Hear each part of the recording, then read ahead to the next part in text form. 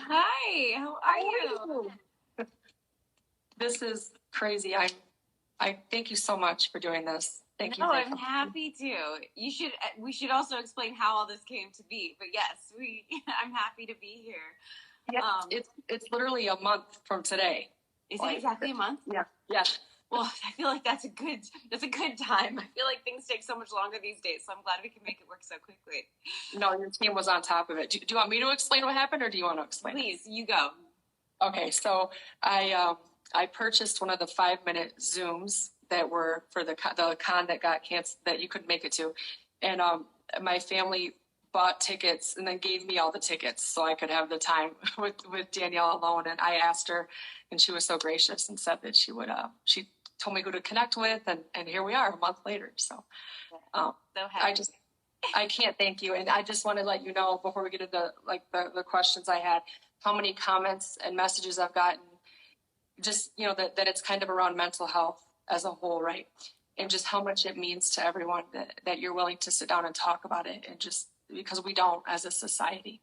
Yeah. And so I've gotten so many thank yous, and I mean, your fandom is very real and alive. From the moment I posted the thing, it was just like my inbox was like bing, bing, bing, bing, bing, bing, bing, with like, tell her I love her, tell her it's my birthday. Somebody was like, if she says hi everyone, I will sob. So somebody wants you to say hi everyone. But don't sob. Hi everyone, and happy birthday to whoever's birthday it is out there. It's Abby. She said you know her from London, Abby and Nicole. Yeah. Oh no, Paris. Yeah. Hi, Abby. It's her birthday? On Thursday. So she's sad because she told you that today is. Monday. Yeah, she told you that. She said that you told her this episode is really intense on Thursday, and so like on her birthday, she's sad that it's.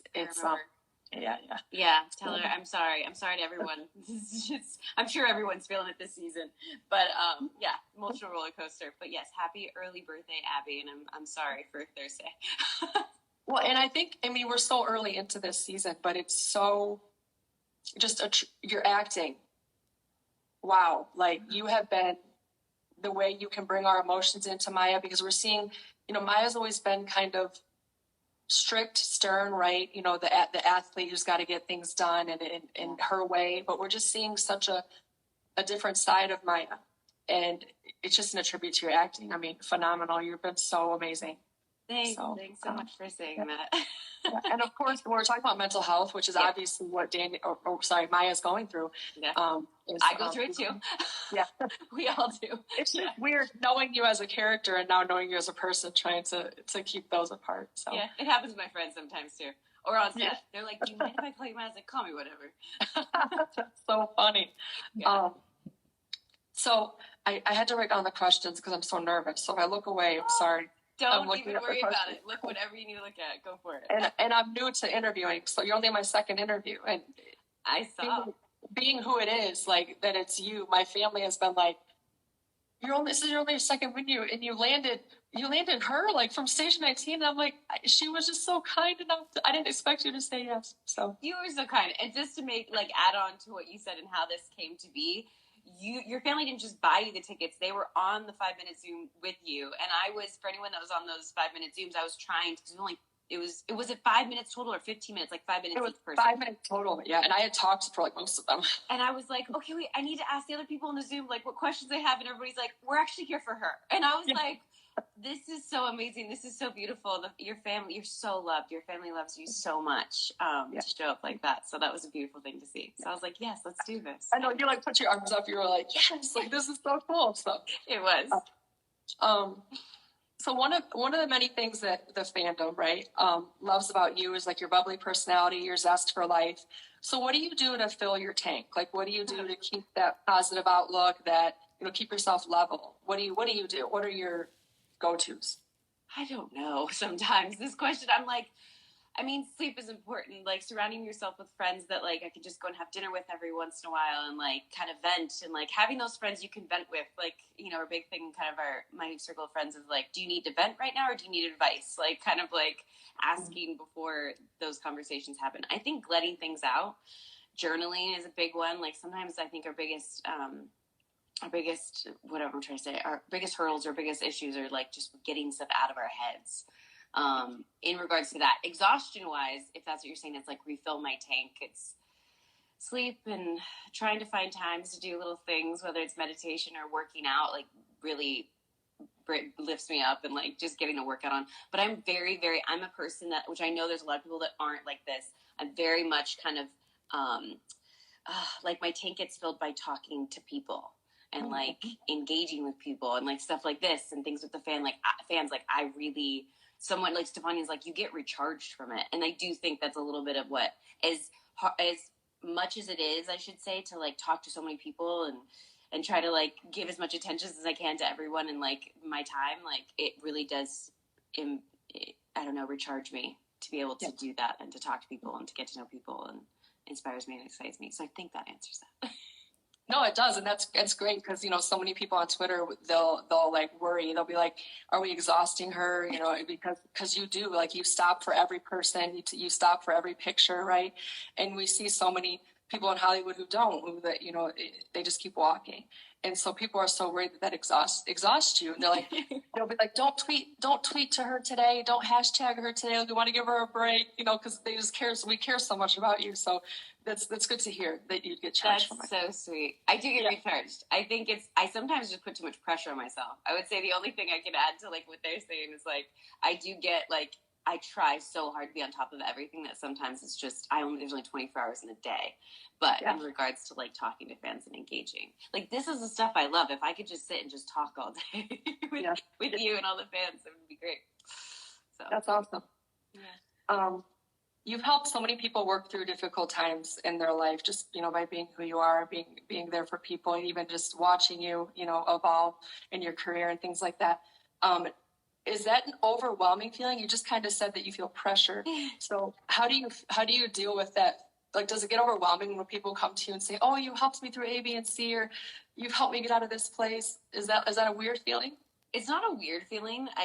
I'm glad that something I've done has inspired somebody else. I think like if that's all I can do in this life is basically inspire other people to like be happy, embrace life, like, you know, live positively, any of those things, like, then that makes me happy to hear that. I try to say, just when people say that like, I'm glad to have been a part of it, because I'm not all of it. You know, it's a lot of your own work, like getting through things. It's a lot of doing the work yourself to get through things, surrounding yourself with the people. But I'm so proud I could be a part of it. So I think that's what I always like to reiterate is like, I was just a part of it, but I'm glad I could be there to help in the way that I did. Because I think if I feel the only thing maybe that makes, not uncomfortable is the word, but put too much pressure is that like, I feel like not me alone could have done it. Like it really is a lot of work that person had to do to get to where they're at. And I'm just glad that like my lives, or like watching my career, my character helped inspire them in some way or lift them up. So I'm happy to be a part of it, but the only part that I'm like, no, I didn't do it all. Like, I don't get this like magical credit for like, you know, changing someone's life. I'm glad to be a part of it. So, and that's such a beautiful way to say that. Like, I've never viewed it that way because, you know, I shared with you briefly, you know, I dealt with postpartum depression, and then I didn't tell you, but I was in an abusive relationship at my church actually that caused PTSD. Oh, wow. And I've since left the church, but I was dealing with that at the same time. Yeah. And it was, I told you, Station 19, that was like the first thing I had to look forward to. Yeah. So that was a huge piece of that, right? And that's when I started writing my poetry, and so that, and that's how we're here, Rejoice Out Loud, was that. So, but that's cool. Yeah, it's cool to be able to say I was a part of that, though. Yeah. Right? Like, that's awesome. But it's like, so you did so much work yourself. You stepped away from that abusive relationship. You got through the postpartum yourself. You know, started writing poetry and like finding things. I'm just happy that I was a little piece of it. That's awesome. So we often hear that you are like the polar opposite of me, right? You both have strength and determination, but Maya's kind of got a really tough grit about her, right? Is it exhausting to play that? And what do you do before and after emotionally? Like, I know on Twitter after the roof scene, people were like, was she just exhausted? Like, did she just go home and sleep for 12 hours? Because that was such an intense scene. Yeah. Was it, or how did you prepare, like, to get into that? Tell us about that? It depends on the scene. It depends on who I'm working with. It depends on the director. There are a lot of factors. When it came to the rooftop scene, I was really excited and amped up to, like, you know, scenes like that are fun because you're really, I know it's hard to watch, but you're getting to play. Like me and Stefania, and I love working with Stefania. Like we're such a great partnership when it comes to like bouncing back off of each other and just instinctually acting. And so you know where your character's supposed to be, and then you kind of just say call action and you go and you feel the feelings and you act it. So that one was more, probably fans hate to hear that, like that one was more fun to do just because we got to scream and yell, and we know it's all acting from our perspective. Obviously, characters that are invested are like, what's going on? But that specific scene was more fun. It was exhausting after. I remember being very tired, just, throwing things and lifting things and, like, getting all that out. But it felt a little bit like therapy to, like, scream and yell and know that, like, it's not real. Kind of felt good. But some crying scenes and things you're going to see a lot of coming up they're hard. They're hard to get into. They're hard to get out of. And, like, you kind of have to prep before. Like there was one that I had to say like to everyone, like I can't talk to anyone, I need to be in my own head all day, AirPods in, like just kind of like with myself to get in the right headspace. And then when I was done, I was like, hey, does anyone go out to dinner? Who wants to go to dinner with me? Who wants to like hang out? Just because you have to get out of it. But sometimes it depends. I'm doing scenes right now where I'm working with an actor and it's just able to flow. Like the verb, what you're saying, the words are just, you say them and you just start crying and you can get there emotionally. But after, yes, you're always exhausted. I'll say that. Yeah. Like any of these scenes after, you're like, I need a nap. I'm tired. But also the actor in me always feels very much like, okay, I think I did it. I think I got there emotionally where I needed to go with this character, and I did justice to the script and the lines. And so yeah, it's this balance, but getting out of it is it can be fun sometimes. It used to be more of a challenge, but now I'm calling people up to ask for dinner, or let's go get brownies or M&Ms or something. Yeah. Do you have to rehearse that like over and over and over? Is it like one rehearsal, or does it depend on how it goes? Because I'm picturing like having to throw that tray like 600 times. Like, like how do the rehearsals work? The rehearsal for that was more just blocking, because when it has to be so intense, like crying and screaming scenes and like really intense scenes, the directors usually know it's more about the beats. So we do private rehearsals before where we actually do try to act it out as close as we can so we can really feel what we're going to do in the scene. And then after that, you kind of want to step away because they're going to light, and it takes 40 minutes to an hour or something like that to even light the scene. So you just want to then mark it and kind of where you decided you wanted to go. Like I knew the beats of where I was standing on the roof and what I was grabbing and what I was picking up and all that kind of stuff. And then after that, not until action do you really give it your all. At least for me, every actor is a little bit different. That's me and Stefania's process when we're working together. And so, so you don't give it your all until that first one of rolling. And that's why sometimes you don't even like to shoot the rehearsals, because you're like, I'm so in it and I'm so ready. Let's just shoot it. Yep. And sometimes the first one is too extreme because you've been like building all of it up. So the first one can sometimes be too intense. So you kind of want to get that one out of your system too. And then you can kind of take it back down to reality a little bit. But the tray being thrown was in the moment. Some takes I just put things down. Sometimes I walked away, and only the one they used where I like threw it and the bowl went flying and broke. That was one take. It was just in the moment, and I was like, because we like to ping pong, me and Stefania, and when we're doing these scenes, and that one take got so intense that like when I was done, I was just like, and like, I threw the bowl or threw the tray and the bowl went flying, and then after, I'm sure it'll be one day I would love it if the blooper reels got out, but like after they said cut, I was like, it's like I didn't. Usually the prop department is like, we don't have another glass bowl, so like if it wasn't a prepared thing, sometimes it can throw them for a little bit of like, thanks Danielle, but they were great and everyone was happy with it. But yeah, that was a one take thing, the bowl and the throwing it down. So it kind of reminded me of the when Maya got home and found out that she had talked to Chief Ross and wasn't getting it when screamed into the hoodie. Yeah, right? Like just getting that emotion out was kind of like that. So yeah, sometimes you have to, right? Screaming into hoodies, pillows, in cars. Yeah. Screaming is great. Talk about letting out. If you need to release, like screaming anywhere really helps. Right. Yeah, it does. You're very adventurous. Like we see pictures of you rock climbing, skiing, water skiing. What are 3 bucket list items for you? Skydiving, for sure, because that was my grandmother who was a big mentor to me before she passed. Like I was like, what's the one thing that you regret? She's like, I never skydived. Oh, So I'm scared so much to do it. I've tried a couple times, and like 2 of the times it was like wind advisory, we couldn't go up. And so that doesn't help. That makes me even more scared. right. But one of these days I will have to skydive. A bucket list is to finally get my pilot's license. I've been up so many times, and it's like just trying to find the time to get all the hours. And then the third thing, ooh, what is the third thing, bucket list? I want to do, and I haven't picked where yet, but I really want to do a hike, like a mountain climb, like a crazy one. And I'm not sure which one that is yet. I know friends that have done Kilimanjaro. I know other friends that want to go to the base of Mount Whitney. And like, I want to do one of those, but I know it also takes prep and time and stuff like that. But that would be pretty amazing. I just love living life. I love like exploring everything I've never seen before. And those are things that I feel like you really, up in the air, and like I already scuba dive, and like jumping from a plane, and like climbing to mountains that most people don't go to. Like, those would be pretty. Those are 3 things that I can think of for sure. Yeah, I think I can only speak for myself, but I think that's one thing, like what you just said. I love living life.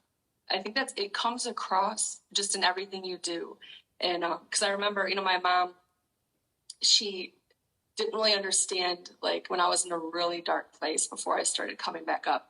Yeah. She didn't understand how, like, she's like, how did a TV show on people you don't even know help you? Like, she just doesn't understand that. And what really helped me was actually when I started following you on social media. I fell in love with the show, but what actually helped me like want to change was following you on social media and some of the other actors in the show. And it was that zest for life, right? Just finally seeing that in someone and just realizing I wanted that too again. Yeah. And so your love for life definitely comes across. Good. So. I'm glad that resonated with you. And like, good. I try to put that out there as much as, because it's pretty awesome. Like sometimes we go through tough times when it's hard to see it, but like, man, there's like a whole world to live out here. Yeah. The hippie side of me. I'm such a hippie sometimes. No, you're not. And I'm still realizing that, right? Like, so I'm from Michigan, and we moved to Arizona for a little bit. We actually just moved to California this weekend. No way. Yeah. Oh my gosh. So I'm an hour outside of LA. So, if I bump into you out of the street, I'm like, it's me. Oh my gosh, that's amazing. Yeah. So move. That's exciting. Yeah, it's very exciting, but it kind of made me think of just wanting to live life. Like we're out surrounded by mountains and just wanting to go explore, right? Just like see things and just get that joy for life back. So yeah. Sometimes that's all it is. Like sometimes just going outside and like going on a walk. Like I think I was told that a long time ago by a therapist I had. She's like, how have you been getting out in nature? And it didn't hit me until I think she said it. And I was like, yeah, let me try to do that more. And it was crazy. Like just walking outside can really like make a huge difference. I'll do it sometimes when I go to like big cities too. I'll just be like, I need to get out of this hotel room or out of this whatever I'm in at the moment and just walk around. So yeah. Good. I'm glad. I'm excited for you to experience, California. Yeah, I'm excited too because it's all new, right? Obviously coming from Michigan, coming up here, it's just it's like a land of opportunity almost out here. It's just so different. There's so many different things. Do you feel like you could have gone out in Michigan a lot too and explore, or what did you feel about when living in Michigan? I did, but being born and raised there, I'm 35, so it's like I felt like I had seen everything, I had done everything. But it also became, just kind of talk about the mental health side. Yeah, it became kind of a dry place for me. Okay. I had joined the church I was in at 12 and left at 34, and when I left, nobody was allowed to speak to me from the church.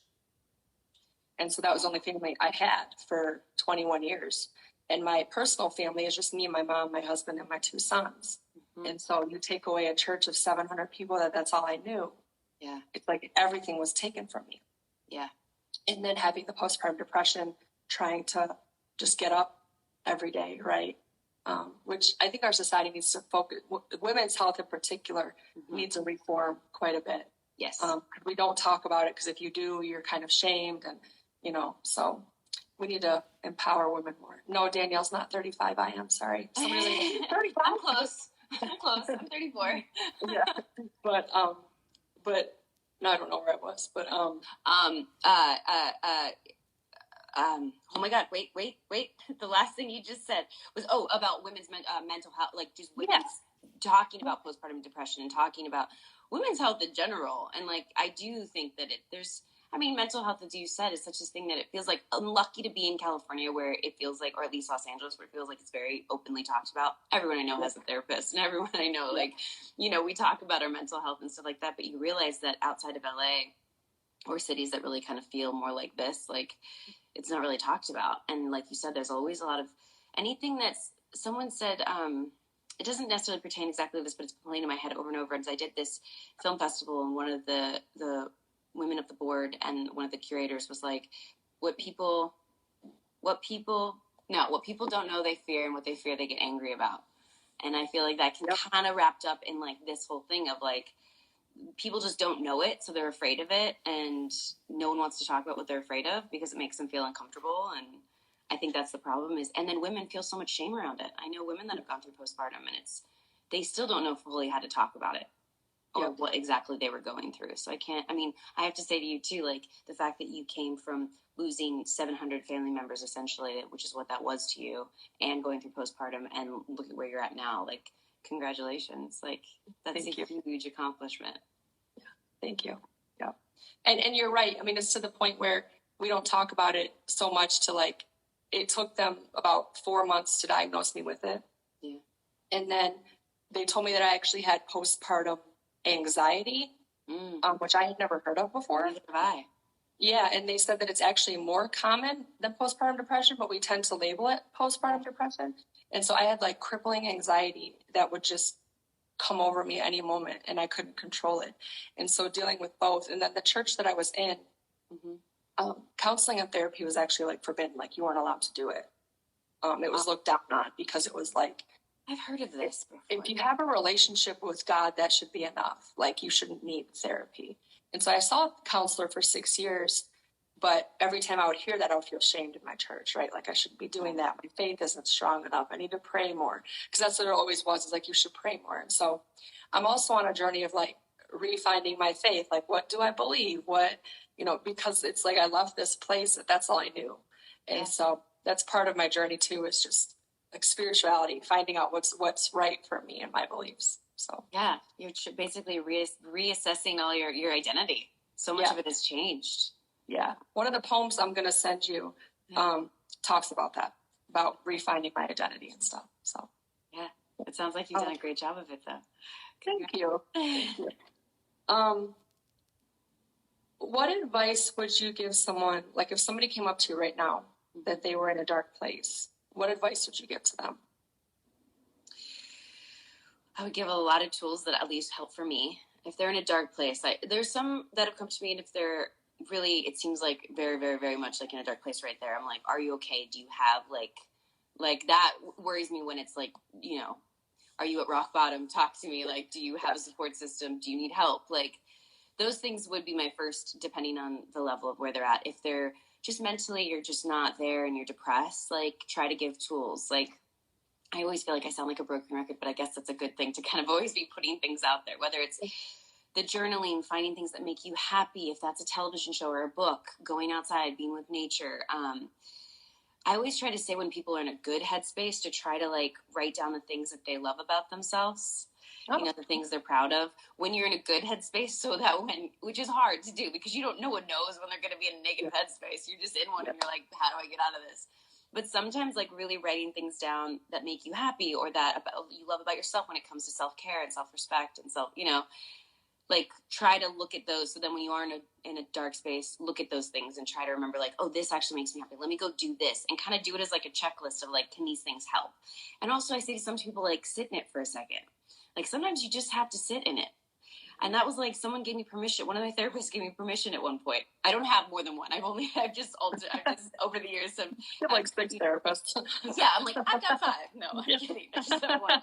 But one had said to me that sometimes you just have to feel it. Like, she gave me permission. Like, have a day where you're just like, this day sucks. I'm going to bawl my eyes out. I'm going to feel all the emotions. And I'm going to promise myself that tomorrow morning, I'm going to get up and start doing all the things. Get out of bed. Sometimes it's just getting out of bed, as you know, it sounds like. Like, get out of bed, make that yummy cup of coffee, or go to my favorite coffee shop. Like, do what you need to do. And then just start baby steps. And don't get upset with yourself when you don't like hit all these marks of like, these are things I was supposed to do. Like, go easy on yourself. Like, sometimes, at least for me, like, I'm so hard on myself sometimes that it's like, I just need the permission to be like, have a day and just try your best. Because that's all we're really doing, right, in life, is like every single one of us is really just trying the best we can at living this thing called life. Yep. Yeah. So like, we're going to have tough days. Like, I have them. You have them, like, everyone has them. So we'd be lying to ourselves to say we don't. So yeah, those would be my things I would tell someone if they come up to me is journal, write it. Do you have a support system? Find the things you love that make you happy, because everyone's different. Some people love makeup, and some people love hiking, and some people love, pets. There's also like cat cafes and dog cafes. Yeah. Like, even if you don't have a dog and like dogs make you happy, go to a dog park. Like, yeah. But I think it's case by case, because I don't know what makes people happy, So, but trying to just find it.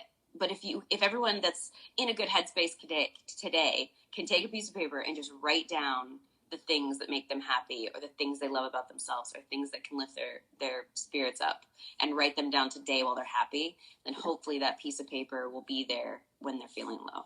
So that's a good idea. Yeah. Try to be like proactive. Mm-hmm. Yeah. One thing I'm working on, but I've struggled with it because I've had very low self-esteem, is like daily affirmations. Yeah. Like looking at myself in the mirror and that's another poem I'm going to send you. It's actually called Dear Future Me, where I did that. I told myself how I want to see myself in the future. Yeah. And so I'm excited for you to see it. But that's a beautiful one though. Like literally looking in your mirror. I've said a couple times, other times I'm like, look in the mirror and just like, it took me a long time to look in the mirror and be able to be like, I love myself. Like, this is my body. And like, I'm grateful to have like the body I have. And like, that takes a while. Yeah. It's not easy to look in the mirror and talk to yourself and like have those really positive conversations. So I can't wait to read that one.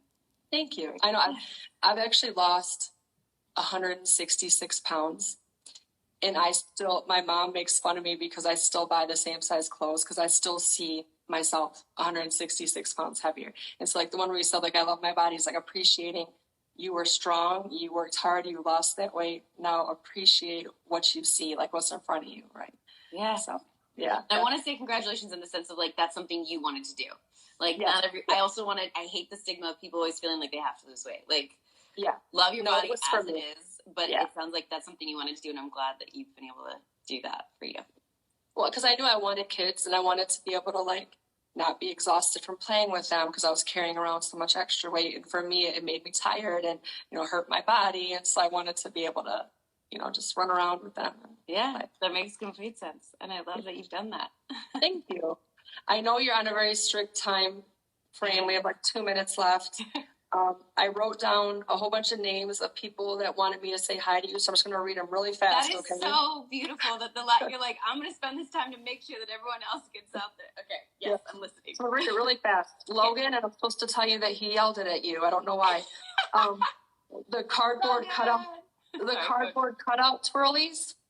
What about? Sorry, say it again. Cardboard cutout twirlies. Yeah, I don't know if that's all it's Lenny, Abby, and Nicole married Haley from Iowa, and yes, corn season is in July. Laura, Martina, Zara, Greitz, Jeannie, Layla, Christina, Noah, Olivia, Ketlin, Sophia, Ellen, Flor, Chloe, Mariana, Charlene, Kayla, Andrea, Paulina, Carson, Stephanie, Maya, Andrea, Kasia, Mina, Charlotte, Letitia, Janessa, Denise, Rosanna, Stefania, Elena, Shadana, Joyce, Julia, Duda, Caroline, Elodie, Millie, Thurza, Laura, Disponia, Maria, Shauna, Claire, Yasmin, Isabella, Carletta, Ara, and Marlene. That was all the ones I got. I tried to write them all down. Oh my gosh. But they all so amazing. Yeah. I thank them all. I'm like trying to read the comments now to see if there's anything like, thank you for even doing that. And I'm so happy to have such an amazing support system. We're all just this like positive community, right?